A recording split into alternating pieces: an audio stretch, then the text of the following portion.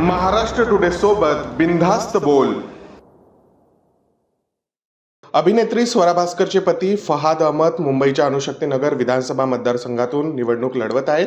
महाराष्ट्रातील निवडणूक प्रचाराची वेळ संपली आहे. उद्या 20 तारखेला मतदानाचा दिवस आहे आणि त्याच दरम्यान स्वरा भास्करचे एक विधान खूप वेगाने व्हायरल होत आहे. स्वरा भास्कर म्हणाले की मी हिंदू कुटुंबातील आहे आणि एका मुस्लिम मुलाशी लग्न केलं आहे. यानंतर स्वरा भास्कर म्हणाले की प्रेषित मोहम्मद साहब यांच्याबद्दल मनात आदर ठेवण्यासाठी कोणत्या धर्माची गरज नाही. प्रेषित मोहम्मद हे संपूर्ण मानवजातीचे हितचिंतक होते असे त्या म्हणाल्या. याआधी अभिनेत्री स्वरा भास्कर अखिल भारतीय मुस्लिम कायदा मंडळाचे प्रवक्ते मौलाना सज्जाद नोमानी यांच्यासोबत छायाचित्रामुळे प्रसिद्ध झाली. महाराष्ट्र टुडे मराठीसाठी ब्युरो रिपोर्ट मुंबई. अपनी औकात दिखा देता है भाई. 1 किलोमीटर चला दिया आप लोगों ने आज मुझे. 1 किलोमीटर चल के आई हूँ आज मैं आपके पास, क्योंकि कुछ भी करके 10 बजे के पहले मुझे पहुंचना था, क्योंकि मुझे आपसे बात करनी थी, आपसे मुलाकात करनी थी. वैसे तो मैं पहले भी चीता कैंप आई हूँ, लेकिन इससे पहले मेरे इतने किस्से और इतने चर्चे नहीं थे कभी चीता कैंप में. लेकिन मैंने सुना है कि कुछ ज्यादा ही किस्से, चर्चे, अफवाहें चल रही हैं, तो मैंने सोचा अफवाह खुद आपके सामने चल के आती है. फहाद से तो आपने बात कर लिया, आप फहाद को अच्छे से जानते भी हो. मैं भी थोड़ा बात करना चाहती हूँ, और मैं बात जवाब के अंदाज में करना चाहती हूँ. मैंने सुना है कि तरह तरह के इल्जामात लगाए जा रहे हैं हम पर. मैं कबूल करने आई हूँ वो इल्जामात. हाँ, ये सच है कि मैं एक हिंदू परिवार में पैदा हुई थी, और हाँ, ये भी सच है कि मैंने एक मुसलमान लड़के से शादी करी है. एक और सच बताना चाहती हूँ कि हुजूर पाक सल्लल्लाहु अलैहि वसल्लम के लिए इज्जत मन में होने के लिए आप किस जात में पैदा होते हो ये जरूरी नहीं होता है.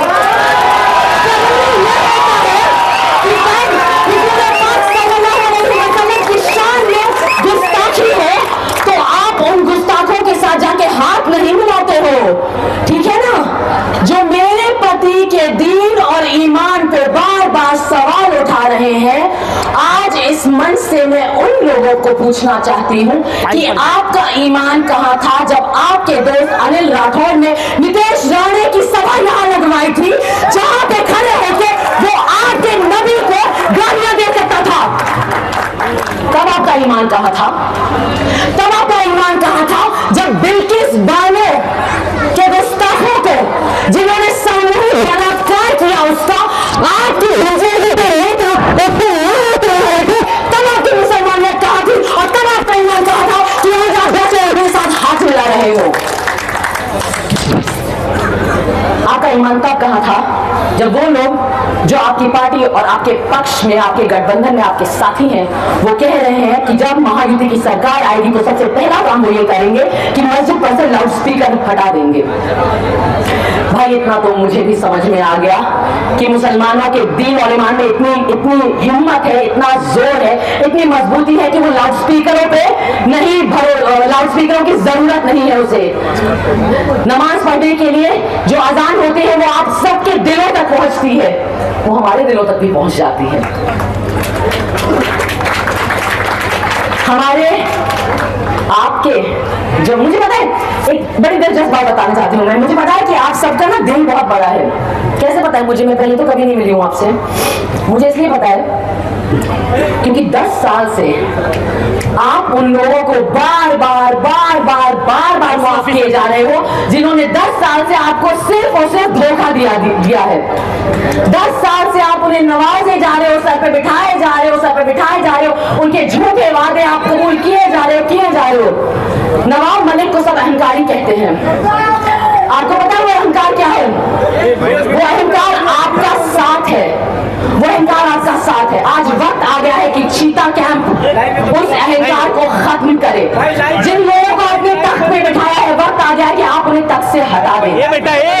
मैंने सुना है कि सना मलिक जी नाराज हो गई जब उन्हें कहा कि वो पापा की परी है. क्यों?